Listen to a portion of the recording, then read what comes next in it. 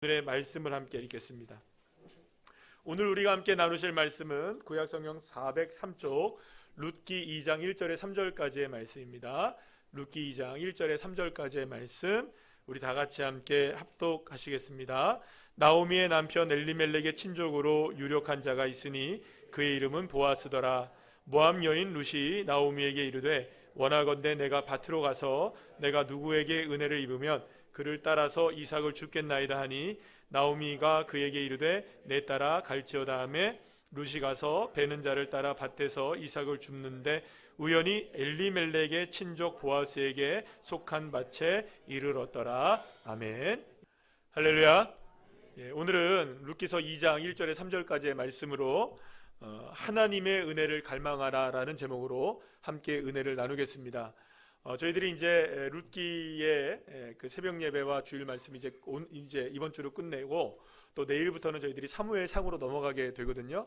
그래서 함께 주일날 룻기의 말씀을 나누는 게 두 번밖에 저희들이 안 돼요. 그러다 보니까 뭐 한 가지 사건들을 아주 뭐 이렇게 정밀하게 세밀하게 저희들이 바라보기보다는 좀 넓은 관점에서 전체적인 관점에서 이 룻기가 어떠한 말씀을 우리에게 전해주고 있는가라는 것을 지난주에도 좀 말씀을 드렸고요. 그래서 지난주에 우리가 함께 따라합시다. 돌아오라. 사랑하는 여러분, 돌아오면 복을 받습니다. 하나님은 돌아오기를 바라고 계셔요. 다른 그 무엇보다 하나님의 오늘도 이제 하나님의 은혜가 어떻게 이루어지게 되느냐, 그 원인은 어디 있느냐, 하나님께로 돌이키기 시작할 때부터이거든요. 그리고 그때부터 하나님의 은혜가 아주 신락 같지만 시작이 되어지고 이후에는 폭포수와 같은 은혜가 입혀지게 되는 것입니다. 그래서 사랑하는 여러분, 오늘 이 말씀을 통해서 저와 여러분이 룻기의 내용을 너무나 잘 알고 있지만 오늘 이 말씀을 통해서 더욱더 깊이 주님을 만나게 되는 은혜의 시간이 되시기를 간절히 축원합니다. 기근을 피해서 베들레헴을 떠나서 모압 평지의 풍성함을 바라보면서 제2의 인생을 시작했던 엘리멜렉과 나오미, 그러나 그곳에서 엘리멜렉이 죽고 또 두 아들 말론과 기론까지 세상을 떠나게 되면서 남편과 아내를 다 잃어버린 여인 나오미만 덩그러니 이 모압 평지에 남게 되었던 것이죠. 그러면 얼마나 힘겨웠겠어요. 얼마나 아픔이 컸었겠습니까? 나오미의 인생은 너무나 가혹한 상황에 내던져진 것과 다름이 없었습니다.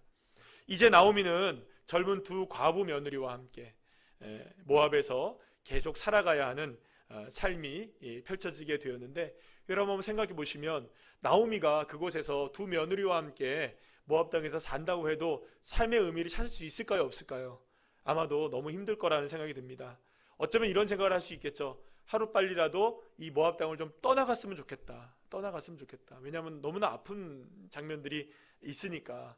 그러니까 얼마나 여러분들 힘들겠어요. 그런데 여러분, 나오미가 모압을 떠나려고 해도 여러분들 그게 떠나는 게 쉬울까요, 어려울까요?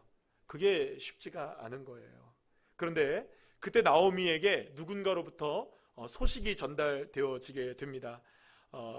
룻기서 1장 6절에 나온 말씀인데 이런 말씀이 이제 전해지게 되죠. 여호와께서 자기 백성을 돌보시사 그들에게 무엇을 주신다? 양식을 주신다는 소식을 듣게 된 거예요. 나오미는 이제서야 깨닫게 된 거죠. 내가 이 모압 땅에서 살아가야 되는 인생이 아니구나. 내가 하나님의 품으로 다시 돌아가야겠구나. 베들레헴 자기의 고향 땅으로 돌아가야 되겠구나라는 결심을 하게 되고, 그리고 생각해 보니까는 베들레헴으로 돌아가는 것 외에는 다른 방법이 없다는 것 또한 알게 되어지게 됩니다. 하지만 여러분 생각해 봅시다. 현실의 문제를 한번 생각해 보자고요. 나오미가 홀로 간다면 여러분 그래도 어떤 말을이라도 들을 수 있을까요? 아이고 어쩌다가 그런 그 아픔을 경험했냐, 참 기구하다. 그러면 위로라도 받겠죠, 그죠? 그런데 여러분들 홀로 가면은 그래도 뭐 남편과 아내를 잃은 것에 대해서 그런 위로라도 이렇게 측은지심이라도 생길 수 있게 위로를 받을 수도 있겠지만, 두 며느리를 데리고 간다. 이건 마치 무엇을 갖고 가는 것과 똑같냐면 꼬리표를 갖고 가는 것과 똑같아요. 어떤 꼬리표일까요? 모압 땅에 가서 누구를 얻은 겁니까? 이방 여인을 며느리로 얻은 거예요. 물론 그게 뭐 소문은 날 수도 있겠지만 어쨌든 그게 보여지는 것과 안 보여지는 건 다른 거잖아요. 특히 여러분들 우리가 생각할 때 그게 무슨 문제인가 생각할지 모르겠지만, 그래도 이스라엘 사람들은 누구와 결혼을 해야 됩니까? 혈통적으로 이스라엘 사람들과 결혼을 해야 되는 거예요. 이방 사람들과 결혼을 하면 그건 안 되는 일이에요. 그런데 이방 결혼을 시켰단 말이에요. 그러니까 그 며느리 2명 남은 며느리를 데리고 베들레헴으로 간다? 여러분, 이거는 더 큰 부담을 가질 수 있는 나오미의 모습이 될 수밖에 없는 것이죠. 그러니까 여러분들, 지금 이 상황 속에서 어떻게 하는 그 결정이 가장 현명한 결정이냐? 그러니까 세상 사람들의 결정, 그 다음에 보편적인 결정, 그리고 지혜로운 결정이라고 얘기할 수 있냐면 각자의 길을 걸어가는 겁니다. 어차피 두 젊은 며느리도 젊으니까 새 인생을 시작하면 되고, 또 굳이 그들에게 이방 땅인 베들레헴까지 갈 필요가 없이 고향 땅에 살아라. 그리고 나도 이제 고향 땅에 홀로 그냥 가면 이게 제일 마음 속 편할 것 같다. 그래서 각자에게 주어진 삶의 무게는 각자가 짊어지자. 그래서 그런 결정을 이제 나오미가 하게 되어집니다. 그래서 나오미가 두 며느리에게 이렇게 이야기를 하죠. 룻기 1장 8절에서 9절 말씀 우리 다 같이 한번 읽어볼까요? 시작. 나오미가 두 며느리에게 이르되 너희가 각기 너희 어머니의 집으로 돌아가라. 너희가 죽은 자들과 나를 선대한 것 같이 여호와께서 너희를 선대하시기를 원하며 여호와께서 너희에게 허락하사 남편의 집에서 위로를 받게 하시기를 원하노라. 나오미는 그렇게 해서 두 며느리에게 입을 맞추고 작별을 구하게 됩니다. 하지만 여러분, 이대로 시어머니 홀로 베들레헴으로 떠나보내게 되는 것도 사실상 도의적으로 맞진 않잖아요. 어른 혼자 이렇게 가게 한다는 것도 도의적으로 맞지 않잖아요. 그래서 두 며느리가 어머니를 붙잡습니다. 어머니 그러지 마세요. 우리가 어머니와 함께 고향 땅으로 가겠습니다라고 얘기를 합니다. 하지만 남편을 잃은 나오미와 젊디 젊은 이 이방 여인, 그래서 이방 여인 2명, 그래서 도합 3명의 여인이 베들레헴으로에서 살아가야 되는 현실이 어떤 것인가를 얘기를 해줘요. 어떻게 살아갈래 우리가? 남편도 없이 어떻게 살아갈래? 먹을 것도 없는데 어떻게 살아갈래? 누가 가서 뭘 어떻게 할래? 그런 여러 가지 것들을 얘기합니다. 그러니까 현실은 우리 3명 가서 소망이 없다. 소망이 없다. 우리가 결코 우리가 이렇게 살 수는 없다. 그래서 우리가 현실을 받아들이고 너희들은 너희들 나름대로의 길을 가고 나는 내 길을 갈 테니까 우리 제발 여기서 다 헤어지자라는 얘기를 한 거죠. 다시금. 그러자 그 이야기를 시어머니로부터 들은 오르바는 어머니와 입을 맞추고 아무 말 없이 길을 떠나서 고향 땅으로 오르바는 가게 됩니다. 자, 그런데 룻은 달랐어요. 룻은 어머니를 끝까지 쫓겠다고 얘기합니다. 룻기서 1장 14절 말씀 함께 다 같이 읽어볼까요? 시작. 그들이 소리를 높여 다시 울더니 오르바는 그의 시어머니에게 입 맞추되 룻은 그를 붙쫓았더라. 여기서 붙쫓다라는 단어가 있는데 따라합시다. 붙쫓다. 좀 어려운 단어이긴 한데 이게 히브리어로 따바크라는 단어인데요. 이 따바크라는 단어가 어떤 의미를 갖고 있냐면 달라붙다. 막 그렇잖아요. 따바크 이렇게 따박 이렇게 달라붙은 것 같아요. 굳게 결합해 있다. 그리고 있는 힘을 다하여 쫓아가서 어떻게든 하나로 뭉친다는 의미를 갖고 있는 단어가 이 다바크라는 단어예요. 자, 그런데 여기서 룻이 다바크했다라는 거예요. 그런데 여러분, 룻이라는 이름의 뜻이 뭐냐? 참 우연의 일치라고 우리가 생각할지 모르겠지만 룻이라는 이름이 친구와 동반자라는 의미를 갖고 있어요. 그러니까 여러분 보세요. 룻이 누구를 떠나지 않는 겁니까? 시어머니를 따바크했던 거예요. 시어머니를 친구 삼고 동반자 삼아서 끝까지 하나가 되겠다라고 시어머니를 붙쫓게 되었던 것이죠. 여러분 생각해 봅시다. 룻도 얼마든지 오르바와 같은 선택을 할 수 있었을까요? 없었을까요? 있었어요. 룻이 모압에 남는다고 해서 사실은 누가 뭐라고 할 사람도 아무도 없었을 거예요. 하지만 룻은 달랐습니다. 룻은 세상 사람들이 모두가 다 그렇게 편하게 결정할 수 있는 그 길을 걸어간 것이 아니라 세상의 가치와는 다른 결정을 하게 되었던 것이죠. 룻은 자신이 가야 할 곳으로 가지 않고 시어머니와 함께 베들레헴으로 가기로 결정을 하게 되었던 것입니다. 자, 그렇다면 룻이 이렇게 용감하게 자신에게 밀려오는 삶의 물살을 거슬려서 마치 연어가 물살을 이렇게 거슬러 올라가는 것처럼 그렇게 역행을 하면서 어머니와 함께 베들레헴으로 가기로 결심을 하게 된 이유는 어디에 있을까요? 룻기서 1장 16절 우리 17절 말씀을 우리 다 같이 함께 읽어보겠습니다. 시작. 룻이 이르되 내게 어머니를 떠나며 어머니를 따르지 말고 돌아가라 강권하지 마옵소서. 어머니께서 가시는 곳에 나도 가고 어머니께서 머무시는 곳에서 나도 머물겠나이다. 어머니의 백성이 나의 백성이 되고 어머니의 하나님이 나의 하나님이 되시리니 어머니께서 죽으시는 곳에서 나도 죽어 거기 묻힐 것이라. 만일 내가 죽는 일 외에 어머니를 떠나면 여호와께서 내게 벌을 내리시고 더 내리시기를 원하나이다 하는지라. 아멘.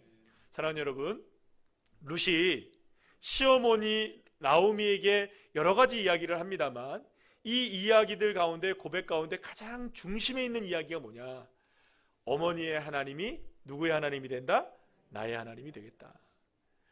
내가 지금 어머니를 쫓아서 이렇게 가지만 이 모든 일들은 어머니의 하나님이 나의 하나님이 되시기 때문에 그것을 간절히 소망하고 그것을 바라보기 때문에 내가 지금 자리를 떠나서 어머니와 함께 베들레헴으로 가는 것입니다 라고 고백을 하게 된 것이죠.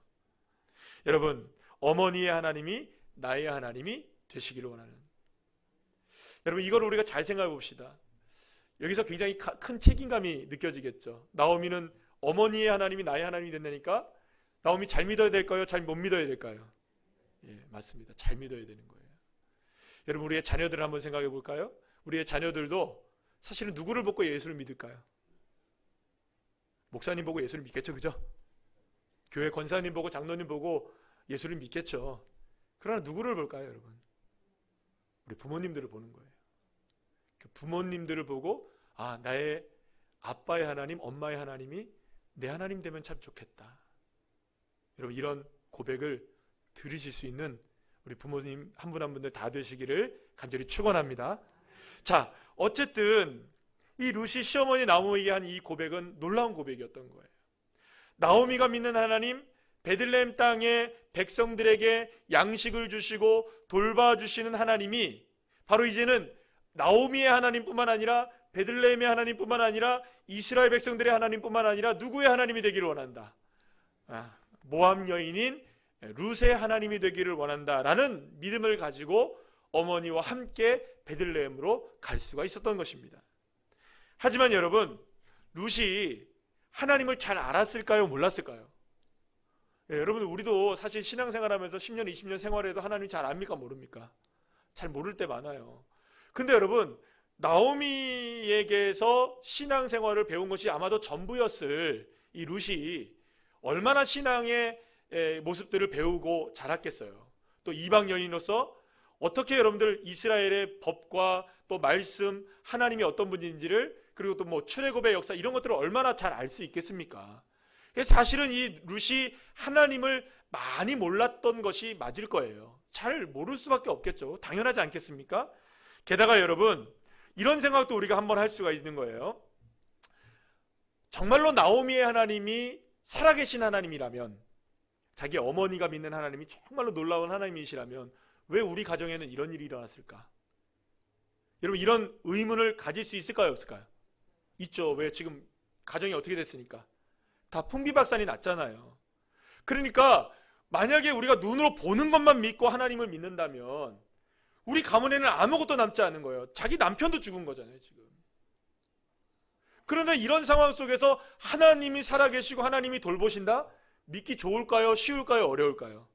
어려워요. 그렇게 믿을 만한 상황은 아니었던 것이죠. 많은 사람들이 그런 얘기를 하잖아요, 여러분들. 나 이런 일들 벌어지면 하나님 믿을게. 저런 일들 보여지면 내가 하나님 믿을게. 좀 보여줘봐. 이런 말 많이 들으시잖아요. 근데 보이는 것이 없다면, 오히려 마이너스 인생이 되어졌다면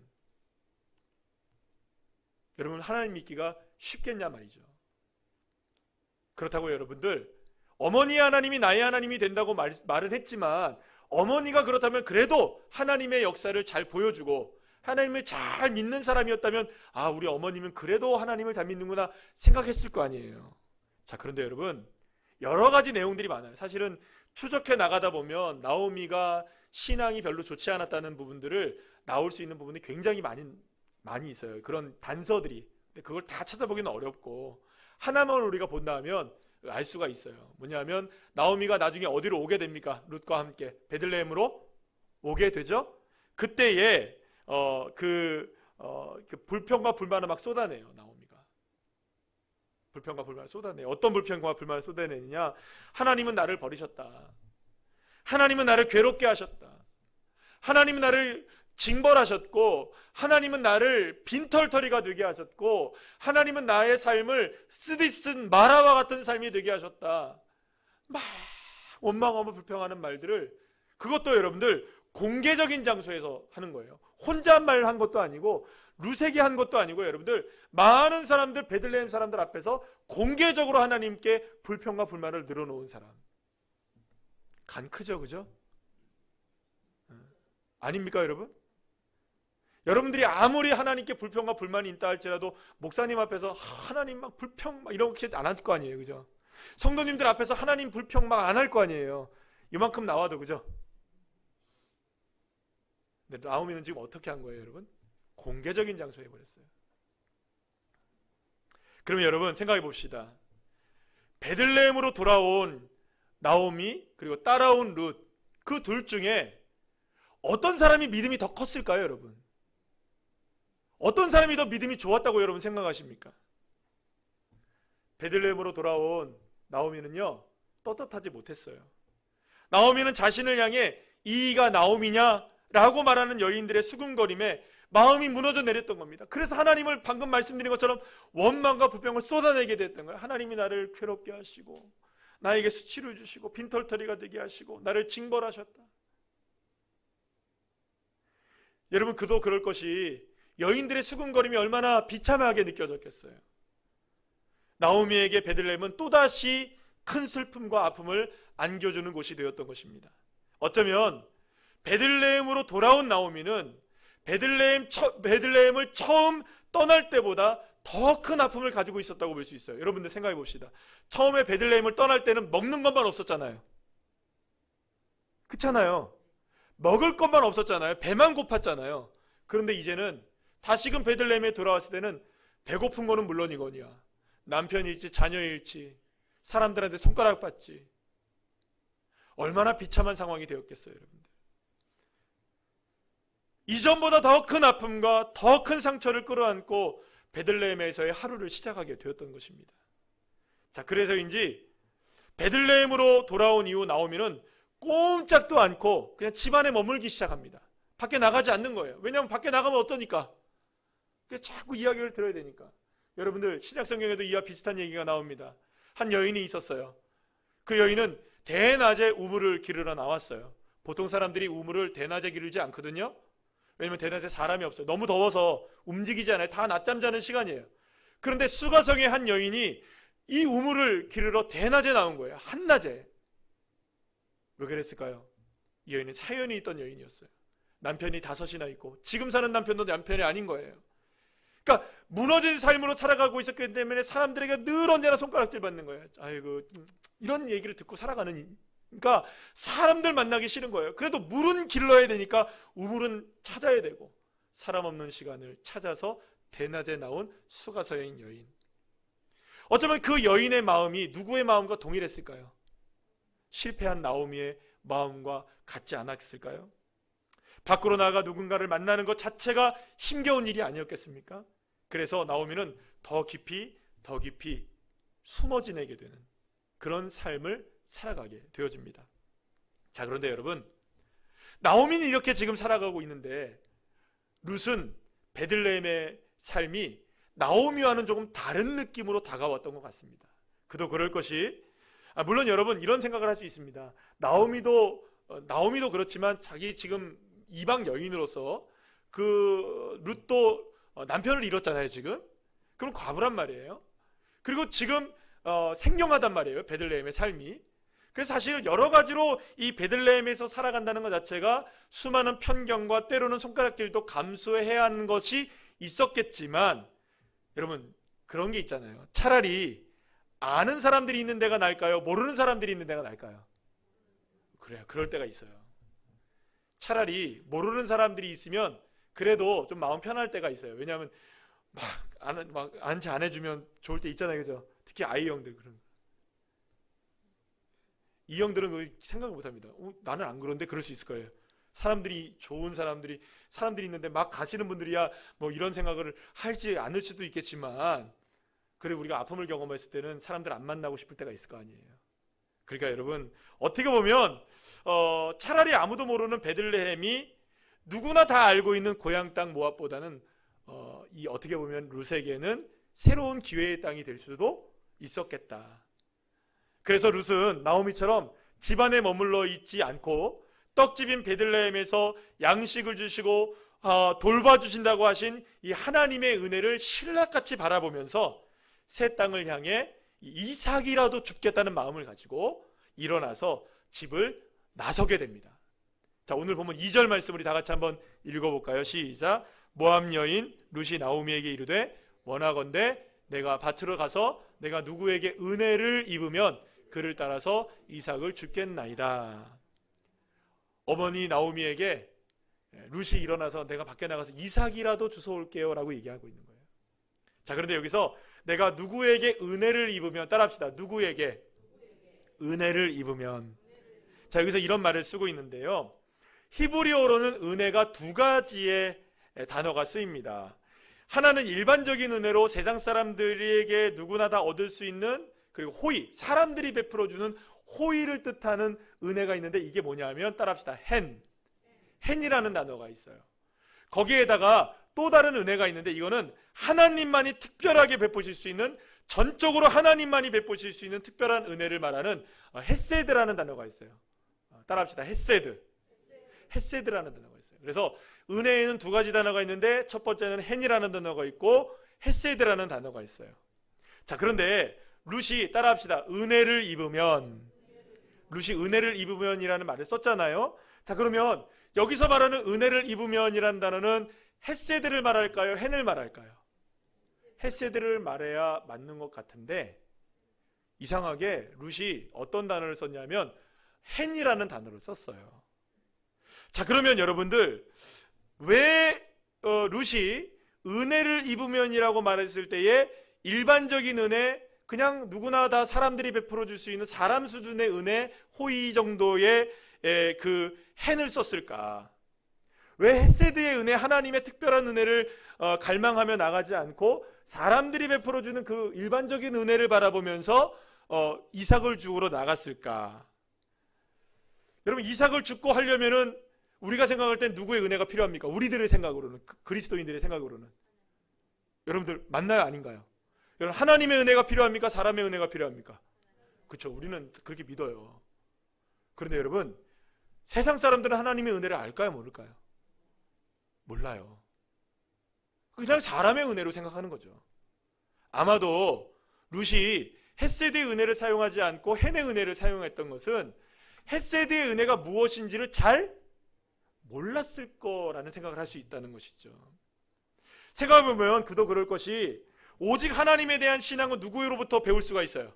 시어머니 나오미로부터밖에 배우는 것이 전부였을 텐데, 나오미가 베들레헴으로 돌아오면서 하나님을 어떻게 했어요, 여러분들? 원망하고 불평하고 집에 콕 박혀가지고 나오지도 않고.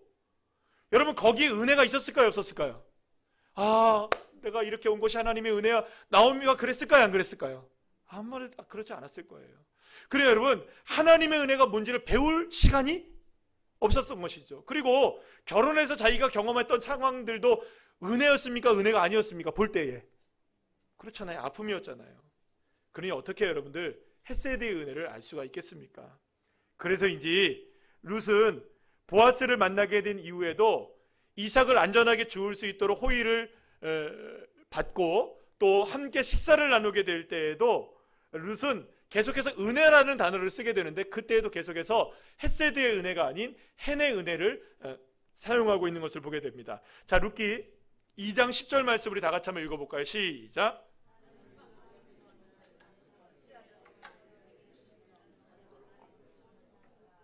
(13절) 말씀 읽어봅시다. 시작. 룻이 이르되 내 주여께 은혜 입기를 원하나이다.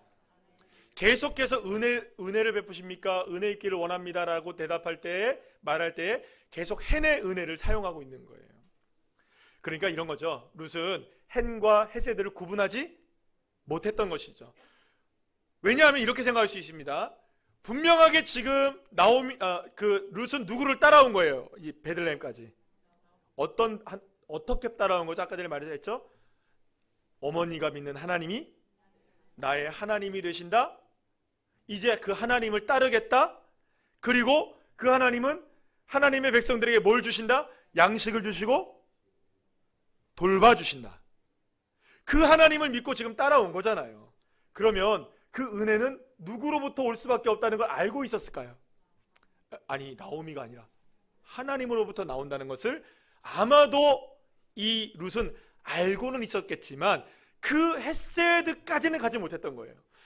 이것이 하나님께서 채우실 수 있고 그 하나님의 역사가 일어날 수 있다는 것을 아주 조금 알기는 했지만 정확하게 그게 하나님의 은혜인지를 알지는 못했던 것이라고 볼 수가 있어요.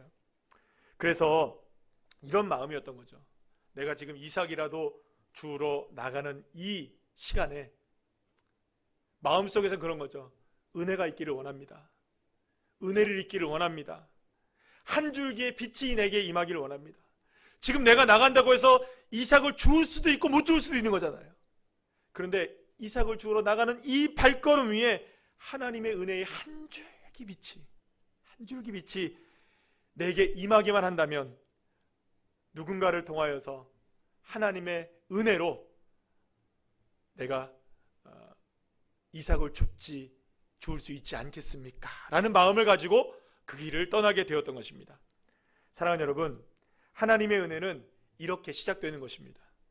이삭을 죽기 위해서 누군가를 따라가려는 마음, 이 한마디의 마음 때문에 하나님의 은혜가 시작되었던 거예요. 여러분, 하나님의 은혜는 결코 크게 거창하게 시작되지 않을 수 있습니다. 물론 큰 은혜도 있지만 신락 같아도 하나님의 은혜입니다. 따라합시다. 신락 같아도 하나님의 은혜입니다. 그래서 여러분, 여기서부터 시작하는 거예요. 하나님의 은혜는. 여러분, 그런데 놀라운 일이 벌어져요. 그렇게 누군가로부터 은혜를 있기를 원합니다 라고 하면서 집을 나서기 시작하자 여러분, 누군가를 만나요. 이름도 없어요. 그런데 누군가를 그냥 따라가게 돼요. 그냥 우연히 그냥 지나가는 사람 따라가게 돼요. 근데 따라가게 되는데 우연히 누구의 밭에 도착하게 되냐면 보아스의 밭에 도착하게 된 거예요. 보아스는 이후에 엘리멜렉의 무너진 가문의 기업을 물을 자가 되어서요, 무너진 엘리멜렉의 대를 이을 뿐만 아니라 룻과 나중에 결혼을 하게 되어서 오벳을 낳게 되는 베들레헴의 유력한 자였습니다. 굉장히 유력한 자. 따라합시다. 깁보르 하일. 깁보르 하일이라고 하는 유력한 자였어요. 굉장히 유력한 자였어요. 그런데 우연하게 누구를 만나게 되었는데 우연하게 간 밭이 어디입니까? 보아스의 밭이었던 것이에요. 그런데 그렇게 이제 하나님의 은혜가 이루어지기 시작했던 것이죠. 자, 그런데 여기서 끝난 거 아니었어요? 밭의 주인이었던 보아스가 2장 4절 말씀 보면 마침 보아스가 밭에 도착하게 된 거예요. 주인이. 여러분들, 이 마침이라는 말은 그때 올 수도 있고 안 올 수도 있고, 근데 마침 그때 온 거예요. 그리고 많은 사람들이 이삭을 죽고 있었을 텐데 그 중에서 정말로 우연히 누구를 보게 된 겁니까? 룻을 발견하게 된 것입니다. 낯선 이방 여인 룻을 발견하게 되었던 것이죠. 그리고 그것으로 끝난 게 아니었어요. 보아스가 그녀를 만나게 됩니다. 그러나 여기서 끝난 것도 아니었어요. 여러분, 나오미와 룻은 고향 땅 베들레헴에서 하나님의 백성을 양식을 주시고 먹이시고 돌보신다는 그 소식을 듣고 어디로 왔습니까? 지금 어디에 있어요? 지금 나오미하고 룻이 베들레헴에 있잖아요. 그럼 여러분, 나오미와 룻이 베들레헴에 있다는 것은 무엇을 먹어야 됩니까? 떡을 먹어야 되잖아요. 그러면 여러분, 우리가 한번 생각해 보죠. 그렇다면 우리가 상식적으로 생각할 때 나오미와 룻 중에 누가 먼저 떡을 먹는 장면이 나오는 게 그래도 그림이 괜찮아집니까? 왜요? 혈통적으로 나오미는 누구의 자녀이니까? 하나님의 이스라엘 백성이고 룻은 이방 여인이잖아요. 아직까지 하나님도 제대로 모르고 비록 원망은 하지만 나오미는 그래도 하나님의 백성 아니에요. 그러면 떡을 먹어도 누가 먹어야 돼요? 그리고 장유유서 있잖아요. 그죠? 어르신이 먼저 드셔야 될 거 아니에요. 그죠?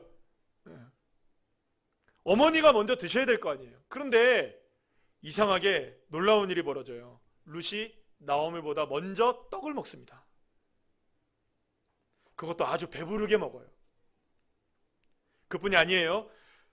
집으로 돌아갈 때 땅에 떨어져 흙 묻은 한 줌의 이삭을 가져가는 것이 아니라 아주 튼실한 이삭을 한 자루씩이나 가져갈 수 있게 되었고요. 보리추수가 끝날 때까지 안전한 보아스의 밭에서 직장을 얻게 되는, 그러니까 취업한 거죠. 그죠? 이삭 줍기 취업. 확실한 취업이 된 겁니다. 누가? 보스가, 그죠? CEO가 와가지고 너 일 잘하는구나 해라. 그런 특권도 얻게 되었던 것이죠. 그뿐이 아닙니다. 보아스와 결혼을 하게 됩니다. 룻은. 그래서 누구를 낳게 되느냐? 따라합시다. 오벳을 낳게 되는데, 오벳은 누구를 낳게 되느냐? 이새를 낳게 돼요. 그 이새는 누구를 낳게 되느냐? 다윗을 낳게 돼요. 그러니까 여러분 생각해 보시면 이 룻은 누구의 할머니입니까? 증조할머니. 다윗의 증조할머니가 된 거예요. 다윗이 누구입니까? 이스라엘의 가장 위대한 왕, 하나님의 마음에 합한 사람. 할렐루야. 위대한 다윗 왕이 룻을 통하여 태어나게 되는 이런 놀라운 은혜를 경험하게 되어진 겁니다. 자, 그러면 여러분 생각해 보시죠. 지금 룻에게 이루어진 일이 그저 우연하게 일어난 일일까요? 어쩌다 보니 룻에게 다가온 행운이었을까요? 아니, 여러분 생각해 봅시다. 아무리 이것을 우연이라고 얘기한들, 아무리 이것을 행운이라고 해도 어떻게 이런 놀라운 역사가 일어날 수 있겠어요? 어떻게 이렇게 꽉 맞춰진 아구가 만들어져 나갈 수가 있겠습니까? 이게 바로 누구의 은혜일까요? 하나님의 은혜. 하나님의 은혜인 줄로 믿으시길 바랍니다. 자, 그러면 여러분, 룻은 어디서부터 시작했죠? 누군가를 만나게 된다면 이삭이라도 줍지 않겠어요? 라고 하는 그 신락 같은 은혜 하나만을 바라보고 나간 거예요. 그런데 여러분, 그 놀라운 신락 같은 은혜가 이제 신락 같은 은혜가 폭포수와 같은 은혜가 되어지는 거예요. 여러분, 그렇다면 어떻게 룻이 하나님의 은혜를 이렇게 폭포수와 같이 얻을 수 있었을까? 그것은 여러분 따라합시다. 하나님의 은혜를 갈망했다. 사랑하는 여러분, 비록 이방 여인이었어도, 비록 자신의 삶에 아무것도 가진 것이 없었어도, 비록 자신의 인생을 자랑할 것이 아무것도 없어도, 비록 젊은 나이에 자신의 남편을 잃은 슬픔과 아픔과 상처를 짊어지고 살아가야 하는 그 삶이라 해도 하나님이시라면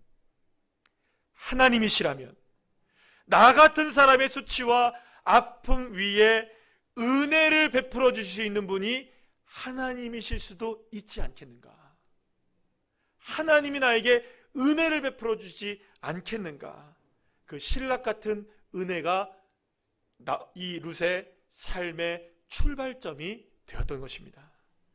사랑하는 여러분, 그렇다면 무너진 룻과 나오미의 삶을 회복을 넘어서 기적의 삶으로 바꾸신 분이 하나님이시라면, 할렐루야, 전능하신 능력으로 베풀어 주신 하나님의 은혜가 쓰디쓴 룻과 나오미의 인생을 기쁨으로 찬양으로 바꾸신 분이 하나님이시라면, 오늘 이 시간 내가 어떠한 모습으로 살아가고 있든, 내가 어떠한 상황에 처해 있든, 내가 어떠한 믿음이라 할지라도, 아니 여러분, 룻이 믿음이 좋았나요? 나빴나요? 좋지 않았어요. 연약했어요. 하나님을 제대로 믿지 못해서 헨과 헷세드를 구분하지도 못했던 사람이었어요.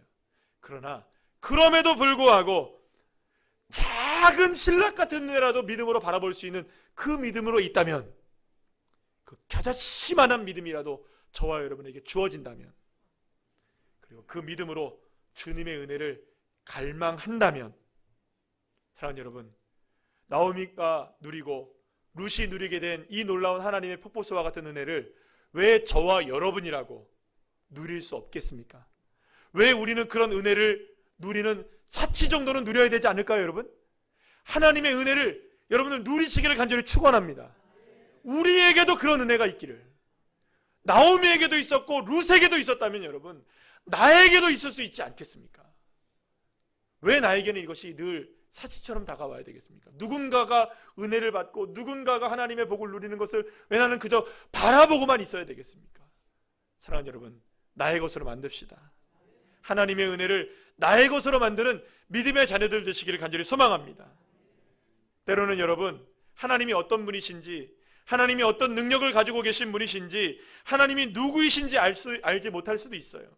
어쩌면 하나님을 향해 원망과 불평을 늘어놓고 나의 인생을 망치신 분이 하나님이라고 소리를 외칠 수도 있을 것입니다. 집 밖을 나가기가 두렵고 사람을 만나기가 두려울 수도 있습니다. 하루의 밥벌이를 위해서 힘겨운 오늘의 삶을 살아야 하고 정말로 만나기 싫은 사람을 만나야 될 때도 있는 것이고요, 우리가 상처를 받아서 살아갈 때도 있는 것입니다. 우리가 여러 가지 상황 속에서 우리가 살아갈 수 있습니다. 그러나 바로 그 순간 저와 여러분에게는 용기가 필요한 거예요. 하나님의 은혜를 바라보는 용기. 하나님의 은혜가 비록 나에게는 신락 같다 할지라도, 아니 잘 보이지 않는다 할지라도, 그래도 주님 내게도 그 신락 같은 은혜를 베풀어 주십시오. 히브리서 4장 16절, 우리 쉬운 성경의 말씀으로 다 같이 한번 읽어볼까요? 시작. 그러므로 하나님의 보좌 앞에 담대히 나아갑시다. 그곳에는 은혜가 있으며 우리는 때에 따라 우리를 도우시는 자비와 은혜를 받을 수 있습니다. 아멘. 사랑하는 여러분, 하나님의 은혜의 보좌 앞으로 담대히 나가시는 주의 자녀들 되시기를 간절히 축원합니다.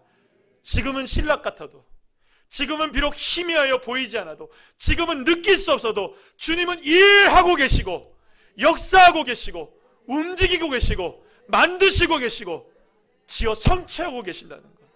그러니 여러분, 지금 우리가 보는 것은 작은 먹구름일 수 있고 신락 같은 것일 수 있지만, 그럼에도 불구하고 내가 은혜를 입겠습니다. 주님, 그 은혜 입겠습니다. 그 은혜를 갈망하겠습니다. 그 은혜가 있는 곳으로 나가겠습니다. 하나님, 그럴 때 주님께서 저와 여러분에게 자비를 베풀어 주시고 룻에게 베풀어 주셨던 그 은혜를 저와 여러분에게도 허락해 주시는 줄로 믿으시길 바랍니다. 사랑하는 여러분, 하나님의 은혜를 갈망합시다. 그리고 그 보좌 앞으로 나아갑시다. 하나님이 부어주시는 큰 은혜의 폭포수를 경험하시는 믿음의 자리들 한 분 한 분들 다 되시기를 간절히 축원합니다.